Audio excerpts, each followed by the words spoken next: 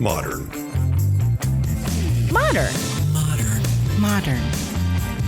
We're prepping for a voyage. Modern.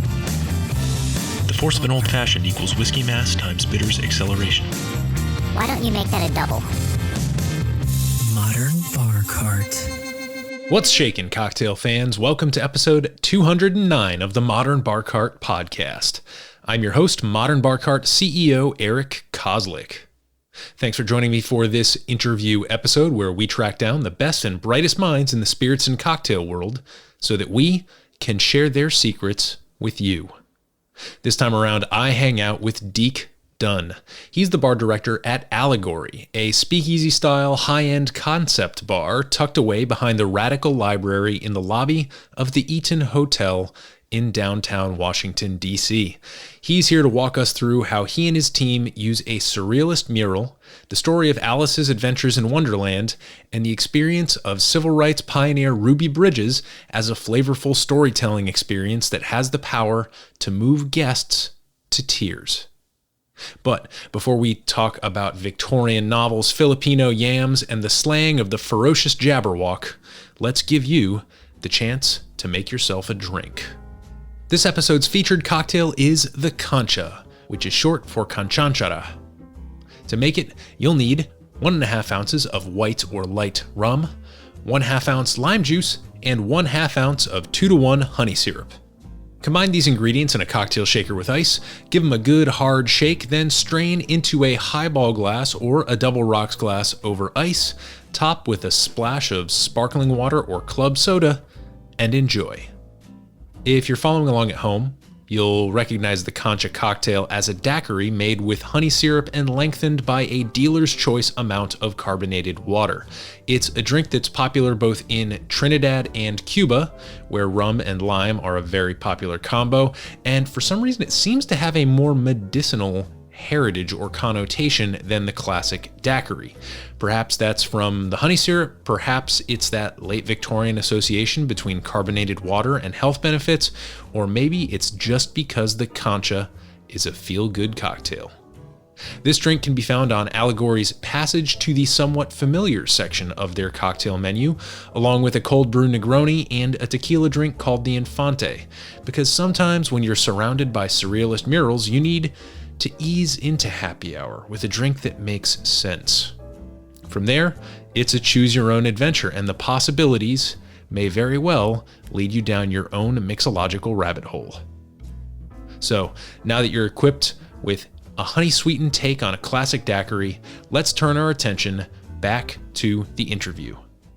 In this eye-opening conversation with bar director Deke Dunne of Allegory here in Washington, D.C., some of the topics we discuss include how Deke transitioned from a life in politics to a life behind bars, starting by working security at perhaps DC's most successful pop-up ever, and then making the switch to bartending. What a surrealist Victorian novel by Lewis Carrol has to do with Ruby Bridges, a civil rights pioneer who was the first black child to desegregate a white school here in the US, and why the artwork at Allegory mixes those stories together and puts them on display. Of course, we talk cocktails and drink development, explaining how Deke and his team use flavor to tell stories. And this might sound cut and dry, but when we explain how rum, bourbon, oxidized sherry, banana liqueur, and a purple tuber all come to reside in a Kefir-finished milk punch, your mind will be blown. We also necessarily dig into the tricky balance that a bartender needs to walk when engaging with guests about historically charged and culturally sensitive subject matter. It's possible to do it really well, but there's also a lot of work that occurs behind the scenes in order to strike that perfect balance. Along the way, we discuss the role of hospitality in a concept bar, why a Ramos Gin Fizz is like a baseball bat donut, what's next for Deke and Allegory in 2022, and much more. We're hoping to have some fun video content to accompany this interview, so head on over to the show notes page or our Instagram feed to watch Deke create the stunningly beautiful cocktail called They Can't Kill Us All. And most importantly, if you find yourself here in Washington, D.C., you need to check out this gorgeous hotel and grab a drink with Deke and his team at Allegory. If you walk in the front of the hotel, you'll continue past the front desk on your left into the library, then turn right through an unmarked door into the speakeasy. That's where your taste buds can enjoy a cocktail with a story, but for now, let your earbuds take the reins and enjoy this refreshing conversation with bar director Deke Dunne. Deke, welcome to the podcast. Hey, thanks so much for having me, man. So let's kick this off here in this beautiful bar before it's open. In the time at a wonderful cocktail bar where it's always peaceful, quiet, you've got your coffee. So now that we're in our happy place, just take us through you. Who are you? What do you do? And how did you come to find yourself behind this bar and this awesome program? Yeah, absolutely. My name is Deke Dunne, and I run the bar program at Allegory. We are a cocktail bar in the Eaton Hotel in Washington, D.C., down on K Street. We opened up in 2018, and it was it was a really cool program from the get. We had this big, beautiful mural that spans our entire bar that kind of informs every decision we make. It is a very surreal, almost Salvador Dali-esque Alice in Wonderland depiction. Mm-hmm. But our name is Allegory, so there has to be some deeper hidden political meaning. And that meaning is Alice also represents Ruby Bridges, mm-hmm. the first black girl to desegregate a white school in Louisiana. Mm-hmm. There's a picture of Ruby and Alice, and it's kind of both Alice and Ruby going into like the kind of the terrifying surreal. Alice is going to this wild wonderland, if you will, and Ruby is going into this world where she's forced into the global spotlight and becomes a civil rights leader literally at the age of 8. Mm-hmm. So the painting kind of depicts both their journeys at a young age, and kind of culminates in the end with Ruby and Alice slaying the Jabberwocky. So if you see it, she's actually like armored up with a sword, cutting the head off a giant serpent. So that is the mural that spans our entire bar. And like I said, it's a mural that informs all of our decision making as well. So basically all of our programming, our hiring practices, everything, it's all kind of informed by the mural. So.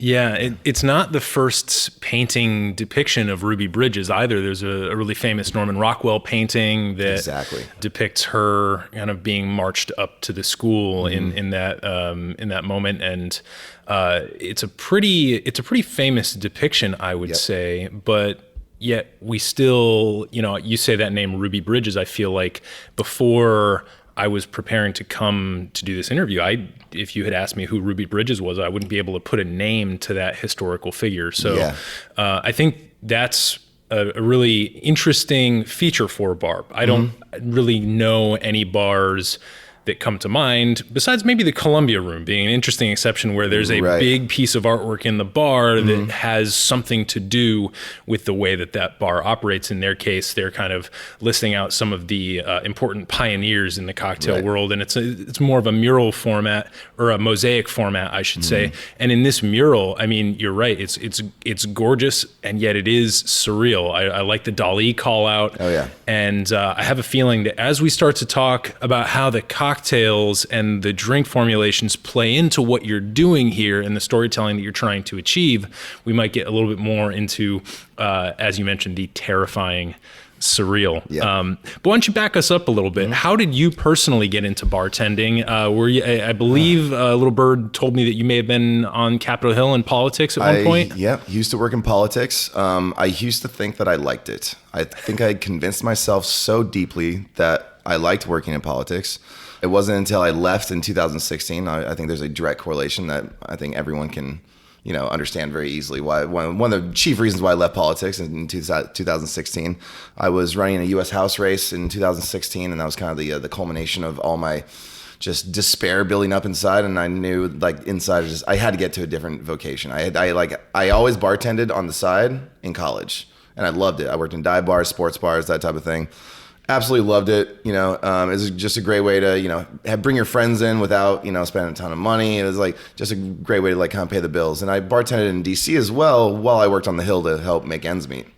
And then a friend of mine reached out and said, "Hey, I am living with the GM of what's going to be the new Game of Thrones pop-up bar, and they're looking for security." I was like, okay. Mm-hmm. I just left, I was a campaign manager for a very contested U.S. House race. And I was like, this sounds like the exact opposite. This sounds amazing. Let's do it.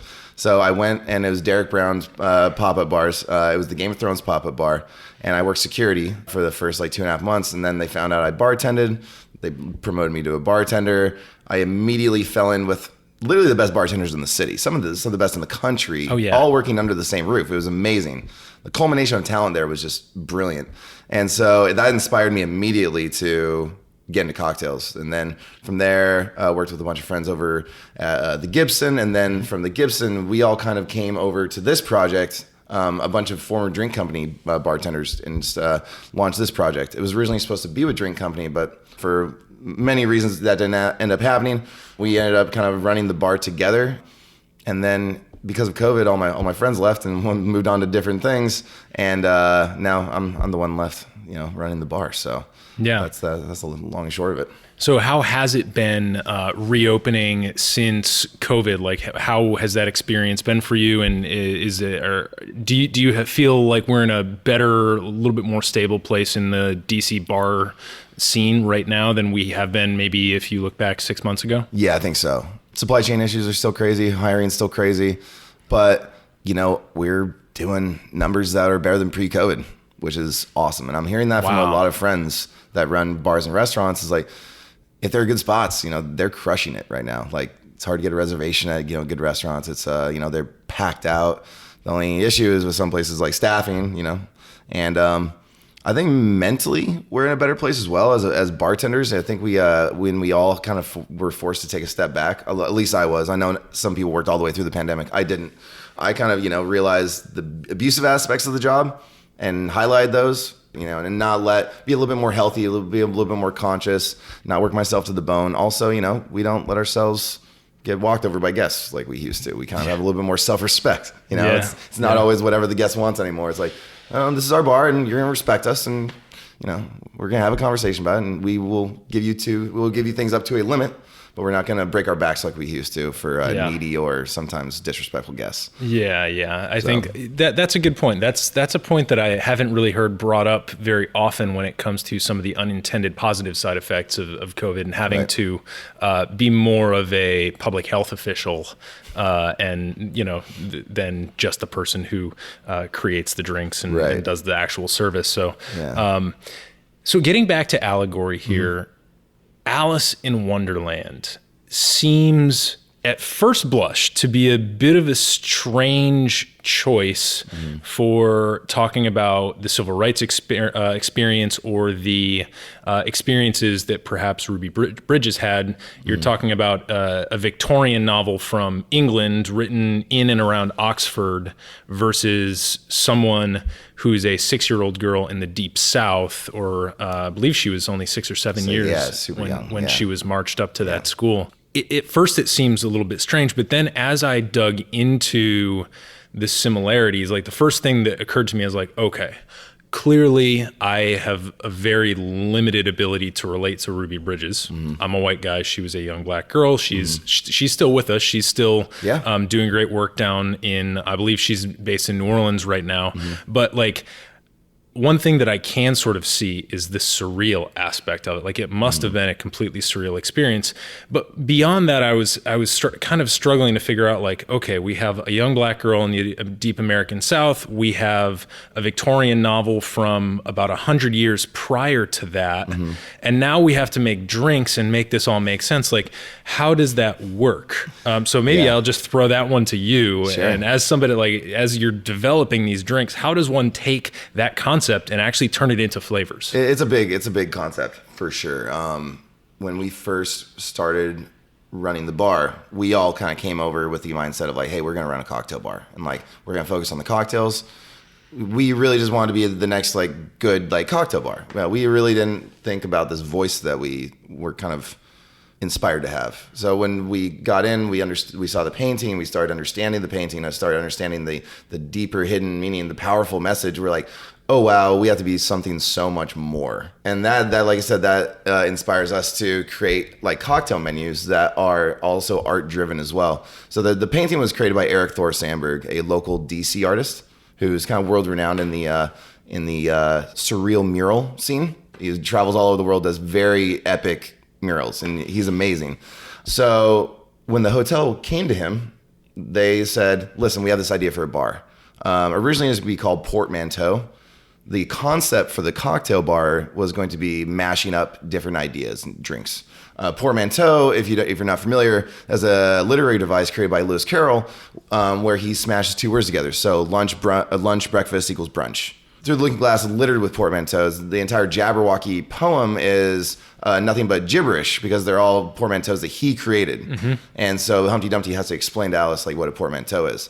And so they kicked the idea to Eric, the artist, and said, this is what we're thinking. And he said, we're in DC. This is Chocolate City. Black people aren't represented and in high-end drinking culture, in high-end dining. Like, there aren't spaces created for Black people in Chocolate City. What if we created, what if we took Alice and turned her into Ruby? And we tell these two stories at the same time. Mm-hmm. And everyone's like, oh, that's brilliant. Like, at first, because you're like, what?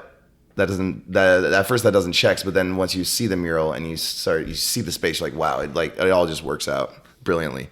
And so our most recent menu, I reached back out to Eric and I was like, hey man, I would love to work with you again. We haven't seen each other in 3 years.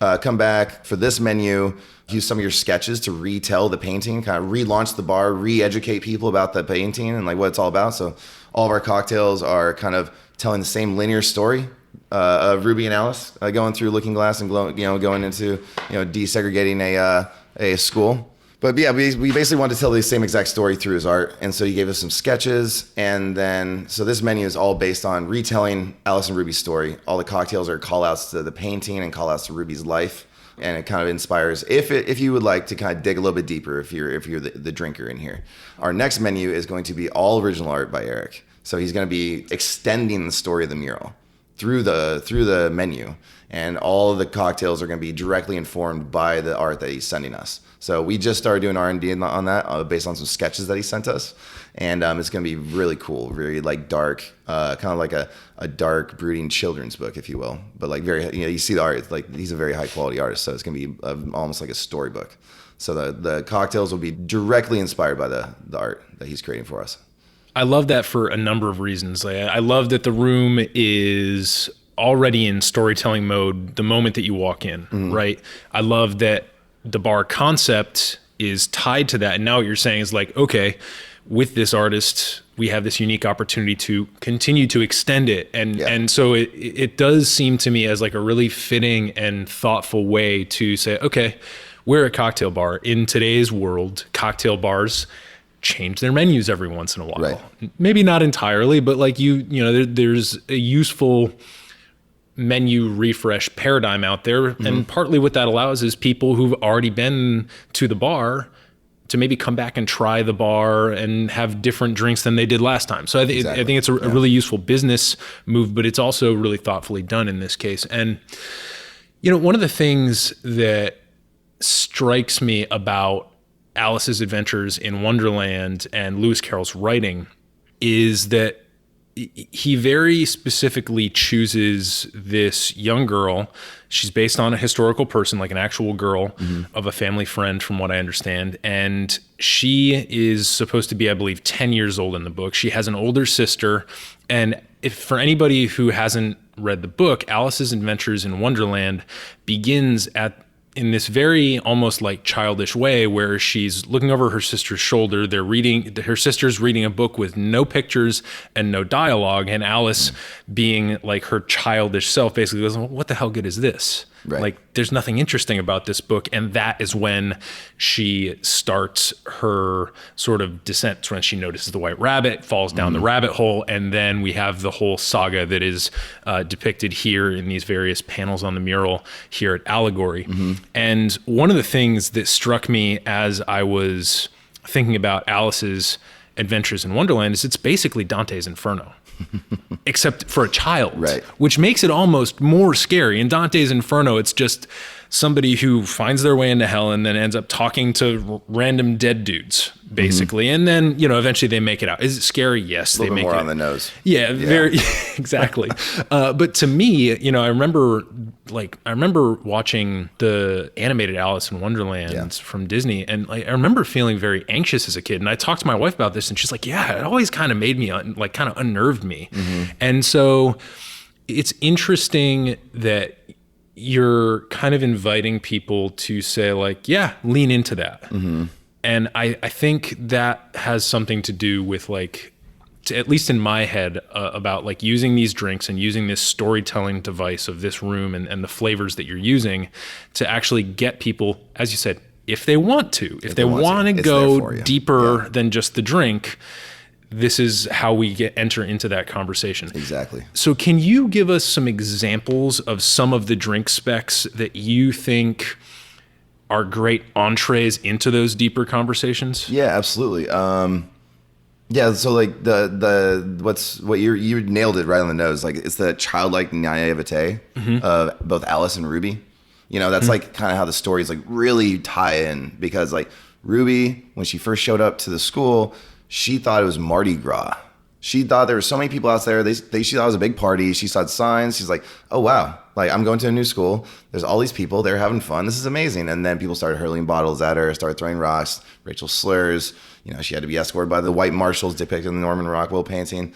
And like, it's the same naivete that Alice shows at the beginning, you know, when she goes like down the rabbit hole. So that's kind of like how the two tie in for sure. And so like our first cocktail on the menu, it's called Through My Eyes. It's a light, refreshing highball. It's like a pear highball, if you will. Yeah, it's delicious. And so I always love to start a menu with something light and refreshing. It's kind of like hey, welcome, like this will get your palate geared up, ready to go.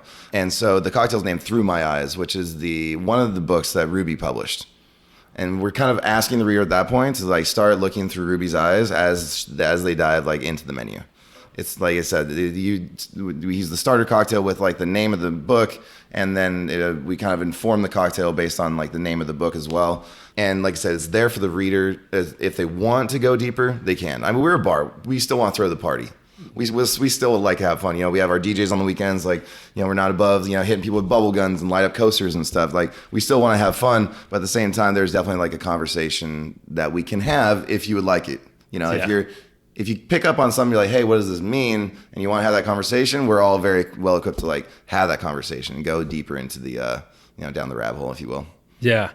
I like thinking about the bar as the public house, right? Literally where we get the word pub from. Yeah.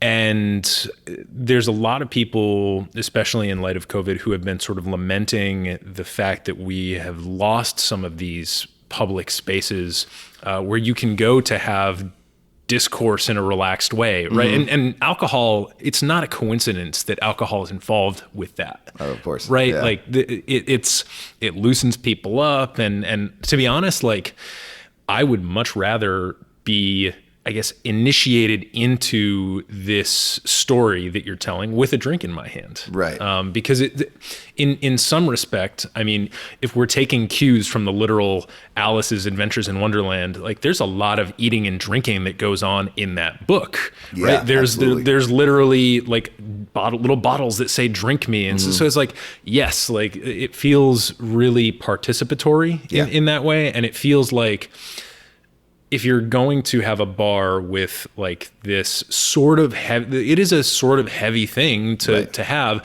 So like give some optionality to it, give the opportunity for the guests to choose their own adventure a little bit. And I think that actually makes it way more attractive. It takes some of the heaviness out of it, even though it's a very heavy topic, and I feel like it allows for more valuable and easier conversation about it. So have you, as people have come and enjoyed this concept with you behind the bar, have you seen people like really getting into the story? Oh my God, yes. We had people cry. Like, that's amazing. Break down to tears. You know, like I said, it's our bar is trying to be representative of a city that is not well represented. Yeah. You know, like I said, we were talking about how, you know, Black culture isn't represented in high dining, high-end cocktail bars. Like, we're just not there yet. And to see, you know, to have people come into such an elevated space and see, you know, a Black face on the wall, and, you know, have the story of a famous civil rights leader being told, it's really, I mean, it's been pretty wild to experience. Like, most people react in like almost like wonderment. They're like, oh, that's amazing. Or it's, like you said, I noticed a lot of white people, we didn't really learn the story of Ruby Bridges growing up. Every Black person I talk to, when I'm like, oh, it's Ruby Bridges, they know immediately who that is. like every single person. Like they all know very intimately her story.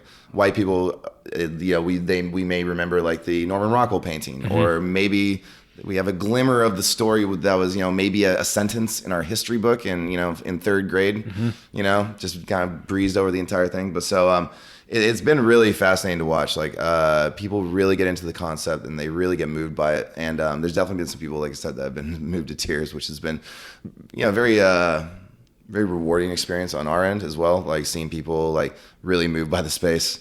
Yeah, which has been really cool. And like I said, that conversation is there to be had, but like, we don't like force anybody to have the conversation, which is such a delicate balance. It is so hard to do because if you're listening, it probably sounds pretentious. The entire concept probably sounds like boring and like, it doesn't sound exciting at all. But like then when you come and experience it, you're like, oh, like I get it. Like it's a vibe for sure.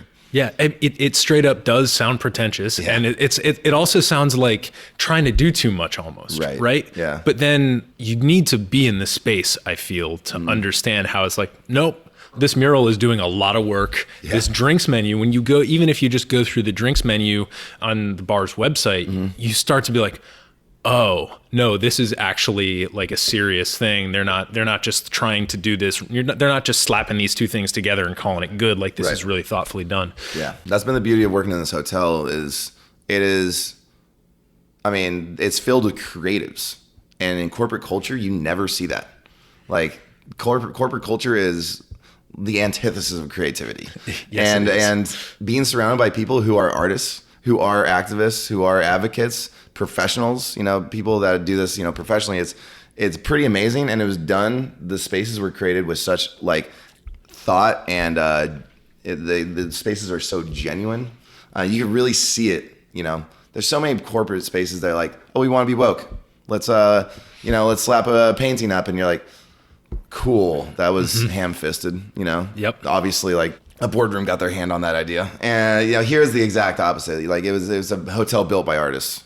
Yes, you can really see that being front loaded. They're they're front loading that as opposed to making it an afterthought, and that's immediately apparent as soon as you walk in, which is wonderful. And I also think it's no surprise that when I look over at your bar, what is literally front and center in terms of the bottles. Oh yeah, well Equiano. Equiano rum. Ian Burrell was on the podcast a few episodes back, and I see this bar as doing something in the same vein as the story of Allowed Equiano being kind of prioritized by Ian and his team. So I think some good storytelling going on anyway. And what I'm hoping you might do is hopefully we'll try and capture a little bit of video here in a few minutes. But I'm wondering if you might be able to just describe for our listeners another drink on the menu that you think you might want to demonstrate and that you think does a really nice job kind of encapsulating the vibe here at Allegory. Yeah, definitely.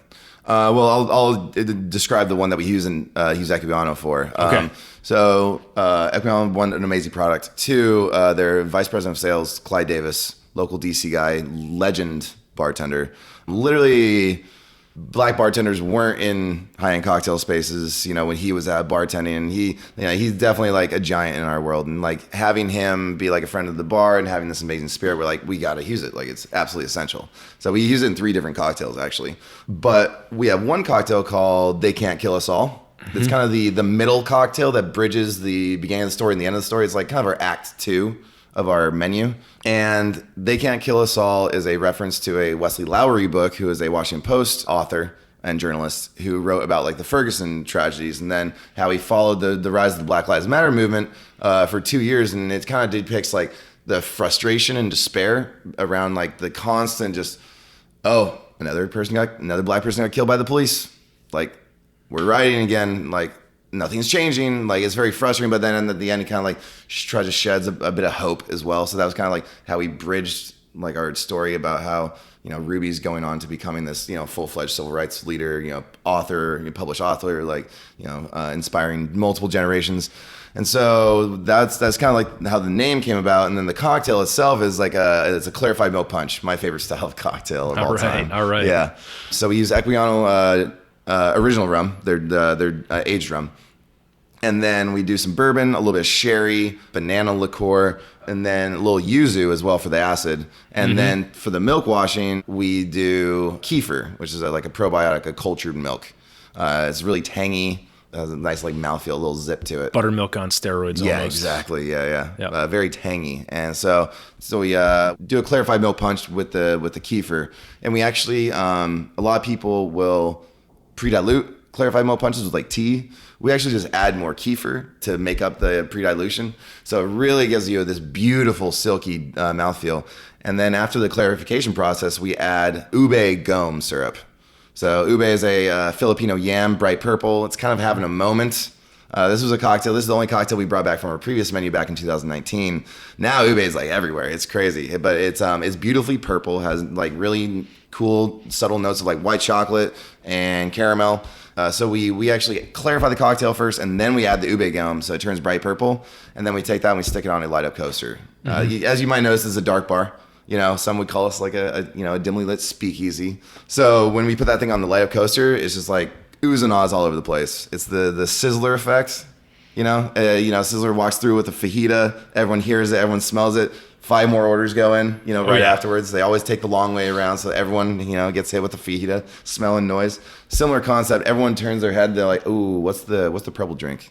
What's the purple drink?" I'm like, "Oh, yep." 5 more come in, the next 10 minutes. Right away. Yeah. Well, I mean, that's just smart. So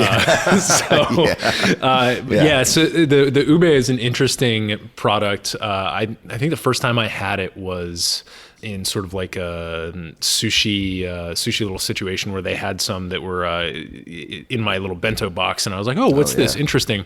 And I feel like if I had to guess, I feel like somebody just went on a quest and was like, all right, we need a purple that's not butterfly pea, because that is like so lazy. that jumped the shark so hard once everybody started using it. And nothing against Empress Gin, it's just like we need less. We need less butterfly pea. Oh my! It's all over TikTok. It's all over Instagram. But still purple. It's still purple, is and good. it looks beautiful, and I understand why people use it.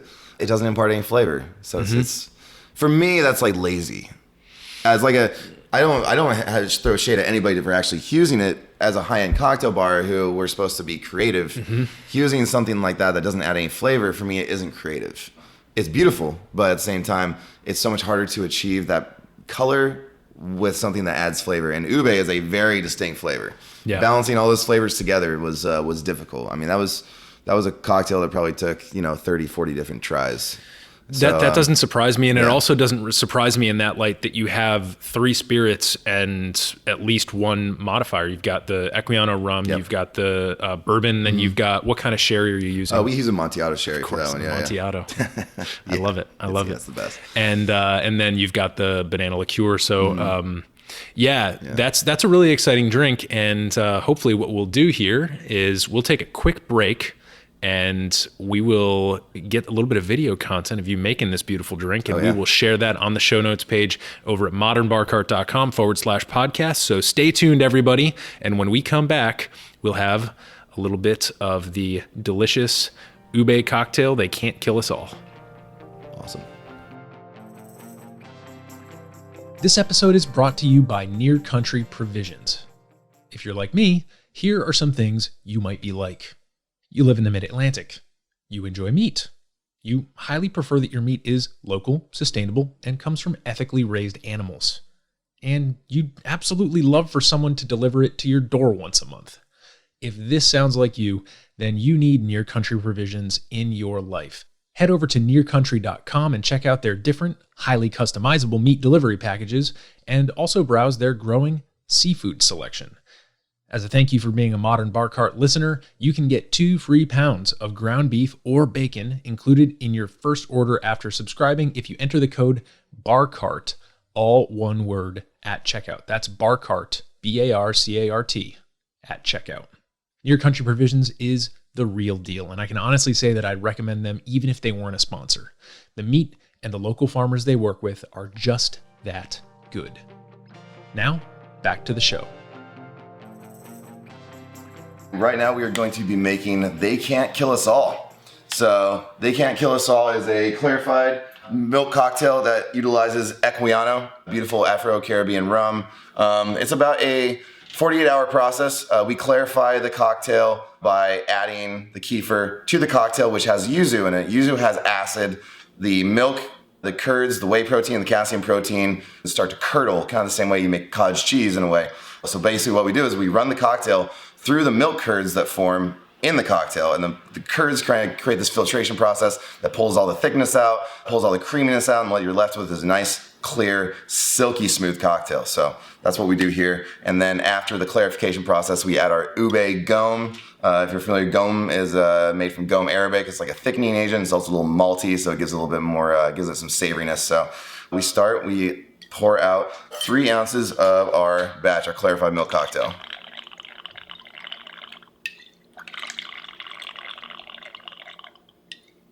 All right. And then we add our ice. So we add the ice. Like I said, this is our pre-diluted. We add more kefir to the cocktail in order to create that pre-dilution. So this thing goes right over ice.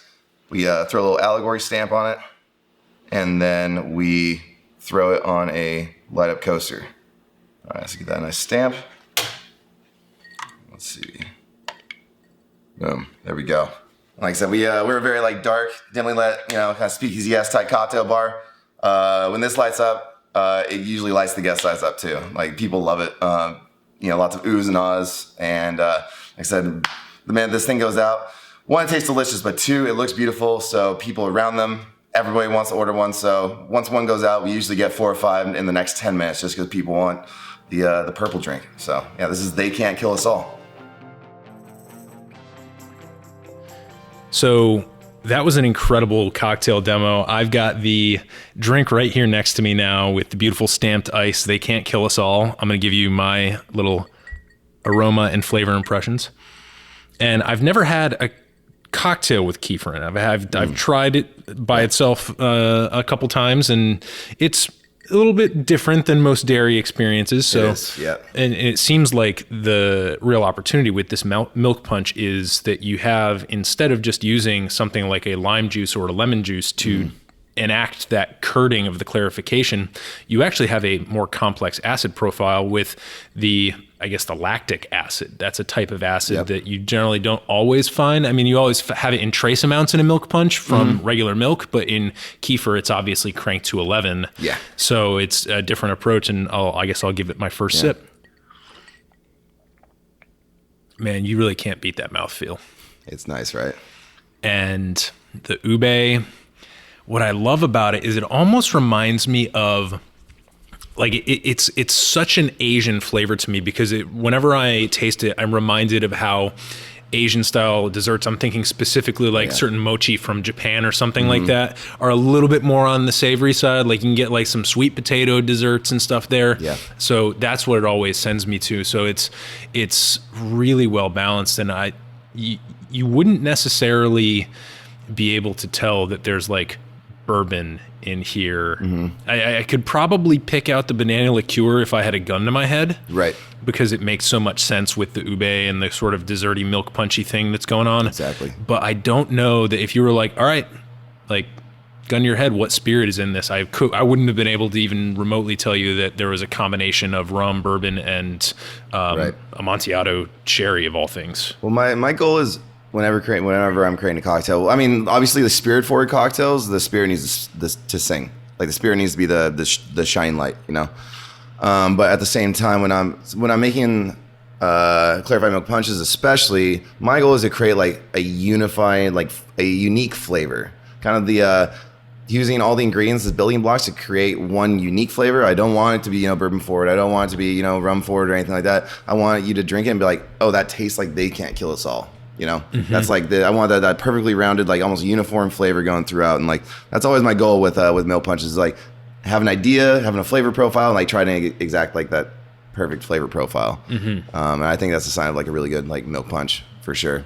Oh, definitely. Yeah. And one thing that you were just describing, it really got me thinking. Like it seems like part of perhaps being a return guest to Allegory is getting the story told like little by little, right? And like it would take with the extent of the menu, like if I wanted to literally sit down with you and go through every cocktail and have you tell the story and the concept behind it, it would take us like an entire day to do that. Yeah.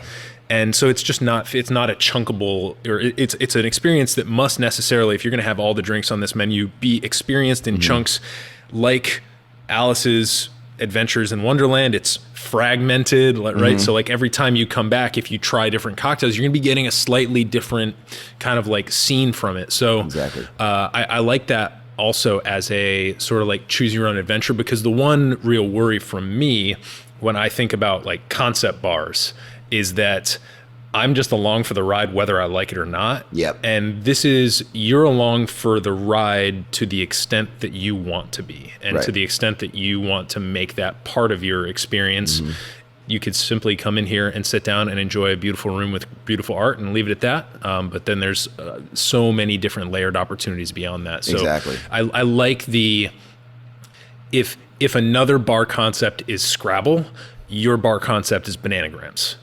Right, it's Yeah. like the same. It's still there. It can be similarly tight, but there's just a little bit less superstructure around it that makes it a more kind of fun, easier experience For sure. to get into. So, Yeah. What about recipe development? Are there any, like for you as a person, you were just describing your approach to milk punch. For you Right. as a person, as a bartender, as a collector of flavors, when you are in the process of recipe development for these things, you know, how do you go about it? Are there certain strategies that you like to employ? Are there certain spirits or books or ingredients that really make the process enjoyable and generative for you? Like what's your approach, and what's the general approach of like Allegory, assuming that Allegory has sort of an approach to this cocktail development? What does that look like? Well, I call it like a cocktail matrix. Like for our last menu, it was the first menu with my new team.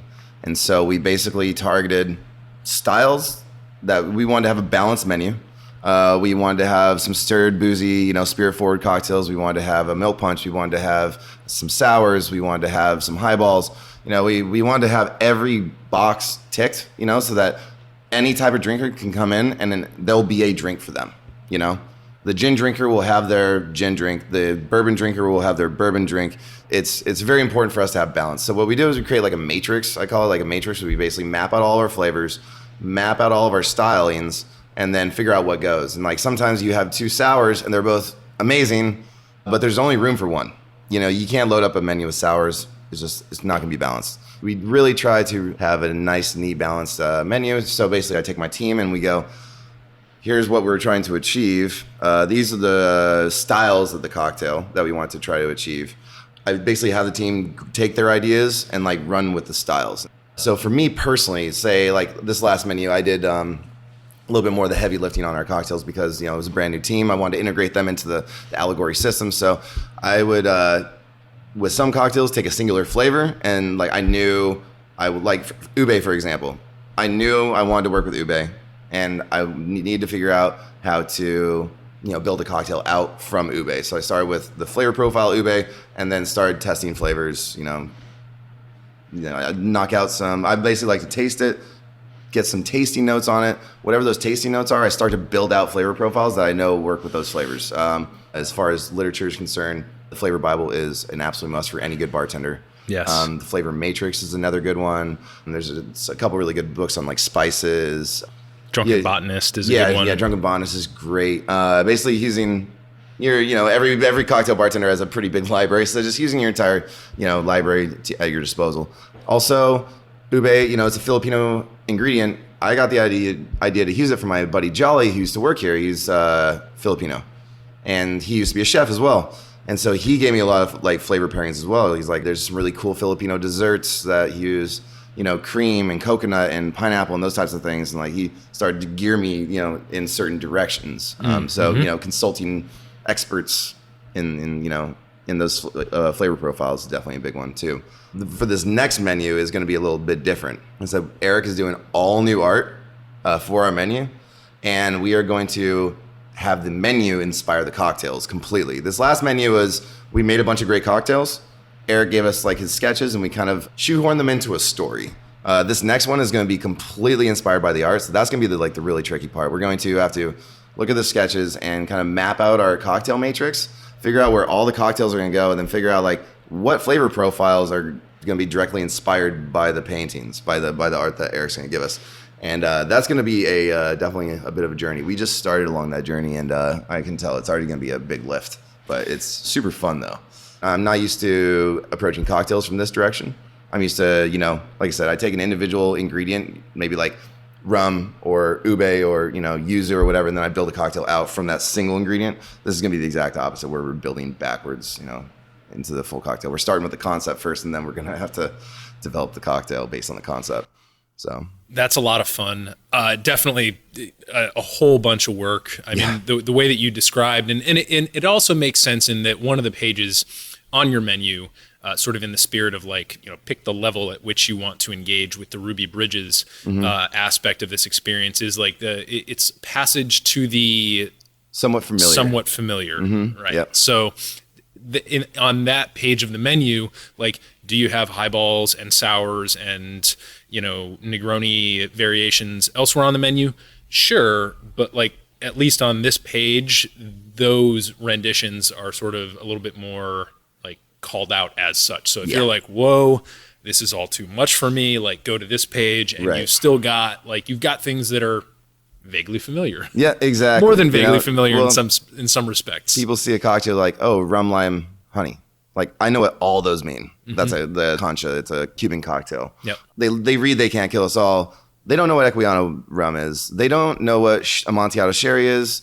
They probably maybe haven't heard of yuzu. They have no idea what kefir or ube is.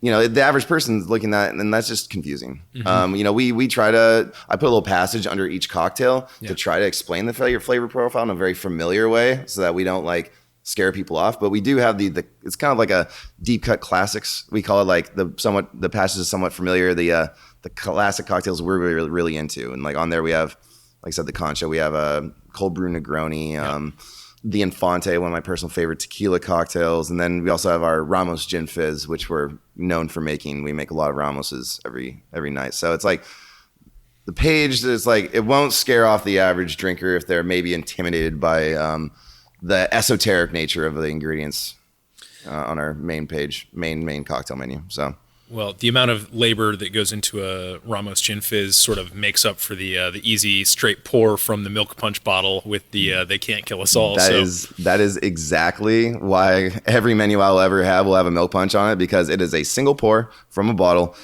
Because when you're cranking out, you got to take it with 2 Ramoses on it, and if you're doing like a 5-bottle pickup on a bunch of other drinks, you're going to drown. So our menu is definitely like built. All of our stirred and boozy cocktails are all pre-batched, everything. So we try to simplify everything as much as possible to the point where we can just grab and go. But obviously never sacrificing quality, just all the magic kind of happens behind the scenes before the guests get there. So, but it doesn't cheapen the experience either. It just makes sure they get their drink on time. Right, and it also allows you to redistribute resources to do those things that take a lot of time, like menu and recipe development. Yep. Right, so like exactly. I'm a huge proponent of pre-batched. Like, oh my god, yes, I almost prefer it when a bartender gives me something pre-batched, because I know they weren't rushed trying to make it. Very low likelihood that it's going to be unbalanced. So yeah, exactly. It should be exactly the same every single time. Exactly. Pre-batching, you have scales. You don't have to. You're not using inaccurate jiggers or free pouring or any of that junk. So yeah, it should be exact every single time. So that's the beauty of it. The one thing I will point out before we kind of, we've been referencing what's coming next for Allegory, but before we go there in full, the last thing that I want to point out about this bar, based on our conversation, based on how it's set up, based on everything we've spoken about so far, is the fact that hospitality is really being front loaded as well, right? You're saying that it's awesome to work at this hotel where it's like artists and creators and, art is being sort of like, that's almost the point. One of the important points of being here is to have it be an experiential thing. But the hospitality too, like, if you're going to be taking on a concept that's as challenging as the one that you've selected, as you mentioned earlier, you said, oh yeah, sometimes it's a really fine line that you need to walk with folks in order to kind of like figure out where they want to be and what their ideal experience is going to be. It must just be incredibly taxing on the hospitality front. And I imagine that with your team, you have a lot of conversations and a lot of systems in place that you've been working outside of service hours in order to have that hospitality be so front and center. And I think, yeah, absolutely. To me, like if there was a secret sauce that I would like, if I was to come here with somebody and watch a night of service as just like flies on the wall, like probably what I would tell that person to be like, the secret sauce here is not Alice's Adventures in Wonderland. It's not necessarily Ruby Bridges. It's not necessarily the ube and the milk punch. It's the fact that this stuff is all executed with hospitality being the primary factor. And Definitely. I think that's the only thing that makes this such a high concept that actually works in practice. Right. Yeah. I tell people this all the time. I don't know how true this is post-pandemic, but pre-pandemic, it was definitely very true. I know there's a lot less talent in the bartender pool right now. A lot of people moved on to other careers and other professions. But do you have your real estate license? I will never be getting a real estate license. I will never be, removing my pineapple tattoo. I always tell my team, there's so many people out here that can make great drinks. Like, making a great drink doesn't make you a great bar or a great bartender. Like, I love Katana Kitten in New York because I get a great drink, but Moss's hospitality, their bartender's hospitality, is absolutely brilliant. You feel like you're literally in their living room and they're throwing a party for you. Like, that's how it feels. Like, that is an experience that you cannot replicate by just being like a snooty, curl your mustache bartender. Like, here, enjoy my drink. Yeah. Like, that's not what it's about. It's about the entire experience. We kind of call it like a 360-degree hospitality experience, because when you come in, we have all the concept that you're experiencing, but also it doesn't work unless you're giving guests like a high quality like hospitality experience. You know, you gotta really make sure that they're having an amazing time, and that requires us to be very patient, very educated, very well trained, and like it's definitely a big lift, but it's so worth it when people leave and they leave a review, or they come back, they bring their friends. Like, we have such a dedicated guest base, that returning guests that really love it, and they love to experience our bar and like to show other people. It's like, check out my thing. My thing is so cool. Like, come to my bar and check out my thing. Like, you're gonna love it. We see a lot of people do that, and it's very like gratifying on our end. So it is difficult and it's a lot of work, but at the same time, if you want to be a great bar, like, I think hospitality is probably the most important out of all of it. And also a great indicator when you have a concept bar and people are still coming in and taking ownership of that, even though the concept is going to change. And it just seems like a great opportunity. So how long, and as we wrap up here and talk about like what's next for you and for Allegory, how long is the current Ruby Bridges experience going to be taking place, at least in terms of the menu that we have here before us today? And when are you going to make that transition to the next set of concepts in partnership with the artist who created the mural? And I assume there's still going to be some Ruby Bridges stuff in there as well, right? Yeah, definitely. It's going to be an extension of the painting, extension of the story.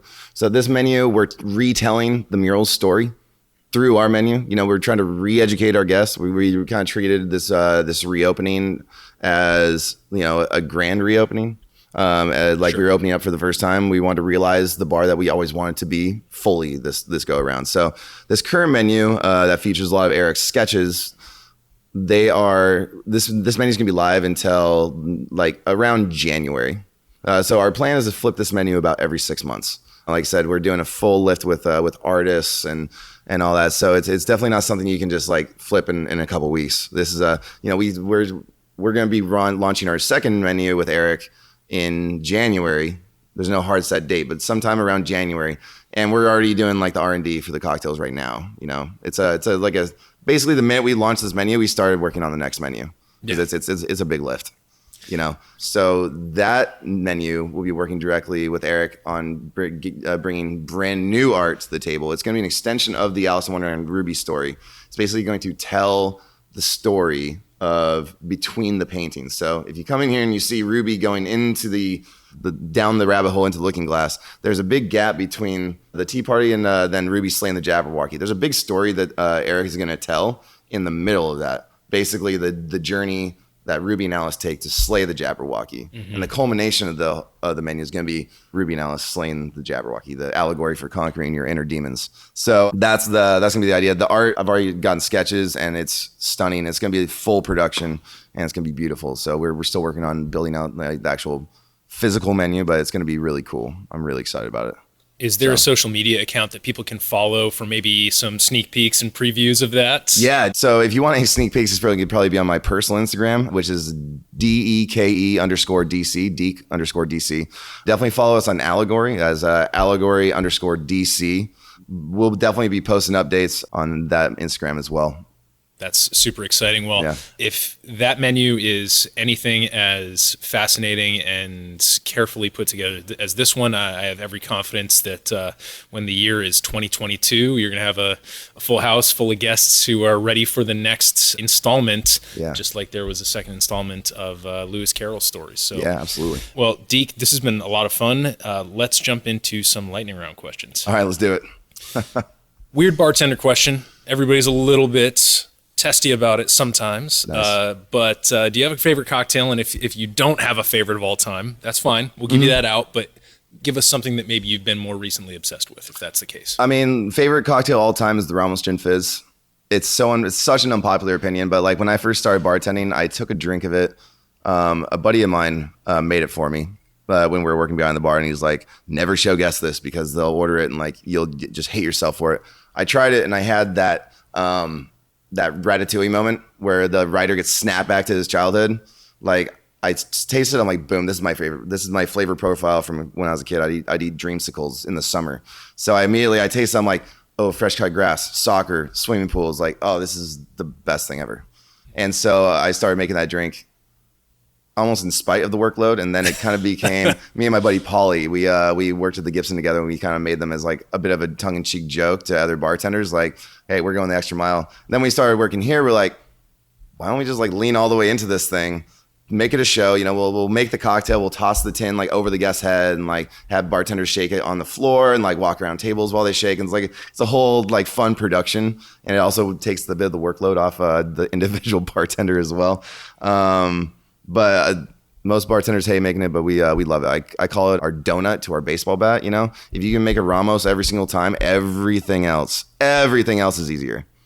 That is a really good metaphor. Baseball people will get it. Yeah. I'll leave it at that. Yeah. Do you have any secrets? So a very unpopular answer. Do you have any secrets about how to make a great gin fizz that you might like, something that people commonly get wrong or something to do to make it easier? Oh yeah. Well, we have a freezer behind our bar, which is a bit of, you know, our technique. There are people that I've seen that make like a really good, like 2-minute Ramos. We don't use that technique. We do a hyper chilled glass, Collins glass.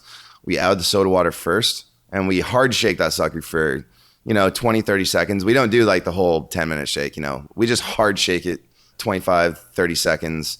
And then we add it all the way up to the brim, stick it back in the freezer. So basically, if we get like a ticket with like a bunch of Ramoses, we make the Ramoses first, throw them into the freezer, build all the other cocktails. By the time you're done building those cocktails, the Ramoses are ready. You pull those out, punch a hole down the middle with a straw, and then you pour the Ramos right down the middle, and it gets that beautiful rise out of the head. Oh, Yeah. nice. Yeah. And that's, of course, the theatrical thing that we love about the Ramos Gin Fizz. So Another ooh-ah moment. People lose their mind every single time they see it. Yeah. That's another sizzler cocktail. Oh, One totally. Ramos goes out, like a bunch come in later. I love it. Yeah. I love it. Wow. We had a group come in for last call at 1:30, and one girl ordered Ramos, and she's like kind of worried about it. I'm like, don't worry about it. We got you. She loved it. All of her friends loved it. So for last call, literally the entire table, like 8 people for last call got Ramoses. And we banged it out with a smile and gave it to them. They had an amazing time. They're going to remember that drink forever. I guarantee that. Yeah, absolutely. It's not a drink that you get very often, but when you do, it's usually a special occasion. So that's a for sure. fantastic answer. And people, go out and get yourself a Gin Fizz if you're here in DC. Little guest question here. Since we're talking about Alice's Adventures in Wonderland, do you have a favorite character in that novel? I mean, the rabbit, for sure. The timekeeper, the giving you the surreal sense of time. Definitely the Sherpa. if you will, guiding Alice through the journey. The bar manager. Yeah, the bar manager, exactly. I kind of feel like the rabbit sometimes in here guiding people through their journey. So, yeah. Yeah, that's fantastic. Cocktail with anyone, past or present, who would it be? Where would you go? What would you drink? Assuming it's not Ruby Bridges or Lewis Carrol or Alice, just paint us a picture. Oh, yeah. That's a great question.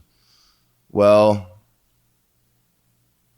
if I could, I would probably have drinks at Katana Kitten. It's my favorite bar of all time up in New York. And I would have my entire Allegory team, past and present, all together hanging out.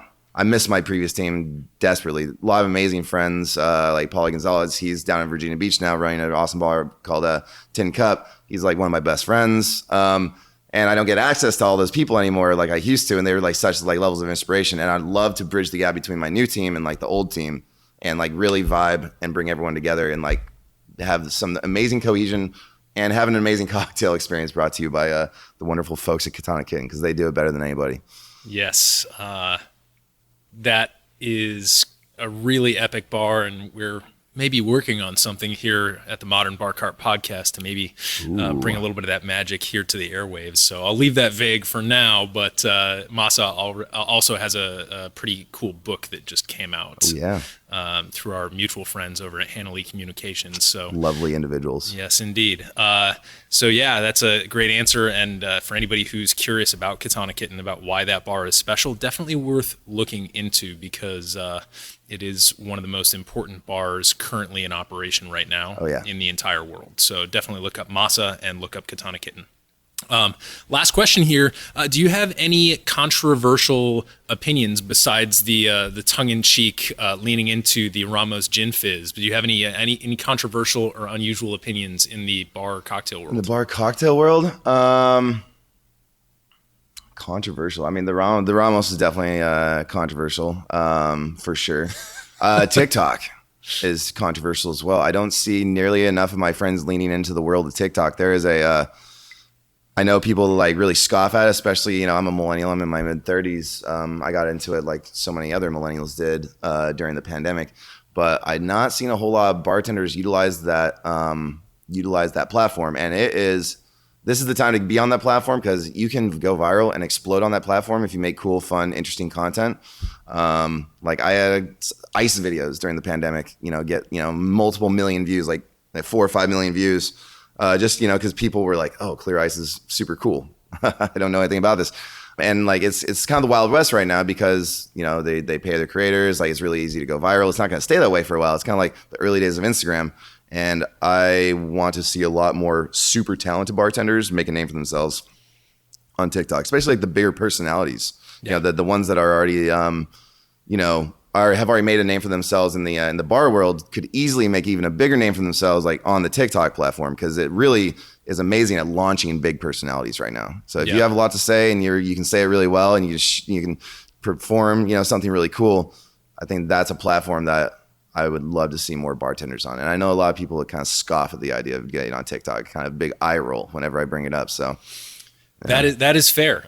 Sean Sewell out of Victoria, British Columbia, big into bartenders on TikTok as well. So 2 points makes a line. We've got some opportunities on TikTok. So maybe we'll have to have some of our listeners come and show me how to use it, because it's something that I have not yet ventured into, and I'm sorely lacking talent and time on the social media front. So good inspiration from Deke. Just give us one more shout out to the Eaton Hotel and the Allegory Bar. Where are you located? How do you come here? Do you need reservations? Do you need to show vaccination stuff? How are you guys running it? We did just start requiring vaccinations in all the F&B locations, and November 14th, we're going to start requiring vaccinations to enter the Eaton Hotel as a whole. We're going to be the first hotel in the DC area requiring vaccinations, which is kind of crazy, but that's the world we live in right now. But yeah, we're in the Eaton Hotel. It's an amazing hotel. Got to come stay here. It's going to be the coolest hotel experience you ever have. We're on 12th and K. We're open from 5 to 10 on the weekdays, 5 to 2 on the weekends. We got DJs every weekend. Try to keep things lively.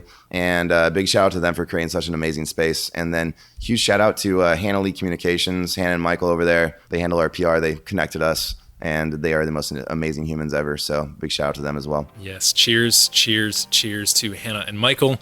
And Deke, this has been really educational for me, and I just wanted to thank you once more for being a guest here on the Modern Bar Cart podcast. Awesome. Thanks so much, man. I appreciate it.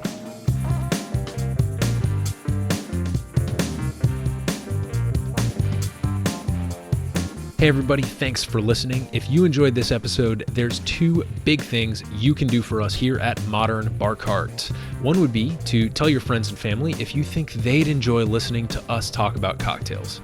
And if they don't download podcasts, they can always stream our episodes on their desktop directly from the show notes page at modernbarcart.com. The other thing you can do to help would be to head on over to iTunes or wherever you download your podcasts and leave us a review. 5 stars are great, but we're more interested in your feedback.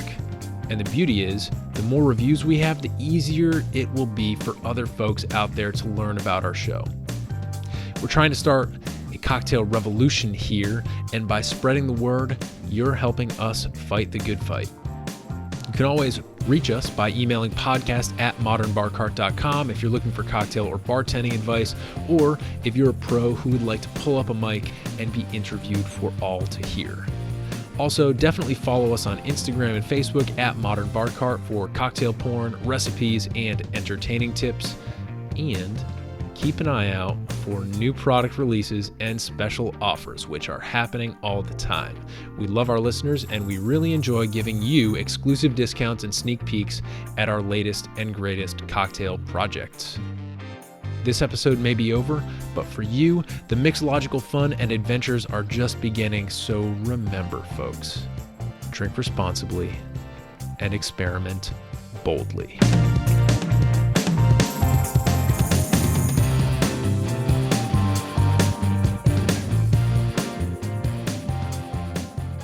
This episode was made possible with editing and sound design by Samantha Reed, a radical cocktail and civil rights mashup courtesy of Deke Dunne and the team at the Allegory Bar in the Eaton Hotel here in Washington, D.C., and a little bit of interview magic by yours truly.